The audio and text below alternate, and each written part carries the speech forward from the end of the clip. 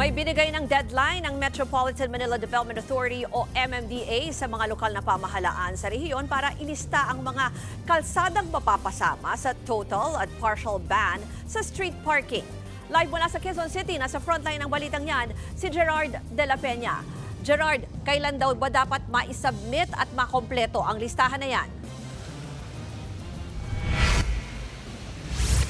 Ruth, ngayong Biyernes nga ay inaasahan na ng MMDA ang mga lokal na pamahalaan dito sa Kamaynilaan na magsumite ng listahan ng mga kalye na maaaring mapasama doon sa total o partial ban sa street parking. Dito rin sa listahan na ito malalaman kung aling mga kalye naman yung gusto nilang maging exempted dito sa pulisiyang gustong ipatupad ng DILG. Ayon kay MMDA Chairman Romando Artes, ay mas alam daw ng mga LGU kung aling mga kalye yung mga maaaring magkakaroon ng paradahan at kung alin ang mga hindi.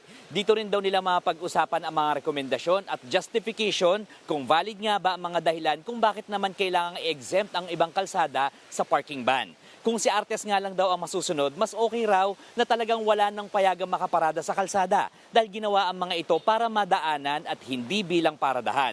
Pero hindi raw maaaring magpatupad ng blanket ban dahil maraming kailangan isaalang-alang katulad na lang ng ekonomiya at sitwasyon ng mga residente sa isang partikular na lugar. Gaya na nga lang dito sa Maginhawa sa Quezon City kung saan maraming mga establishmentong maaapektuhan kung ipatutupad ito. Darito naging pahayag ni MMDA Chair Artes. Kung ako po ang masusunod at walang ibang ikokonsidera, agree po ako doon.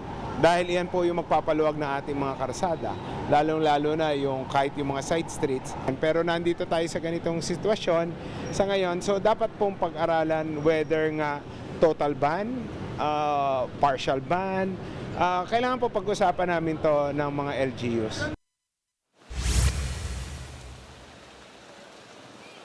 Ruth, yung mga kalsada na mapasama doon sa total ban ay maaaring mapasama doon sa monitoring ng MMDA kung saan yung mga mahuhuling mga illegally parked vehicles ay maaaring mapagmulta ng hanggang 2,000 piso. Ruth. Yan po ang Express Report ni Gerard de la Peña.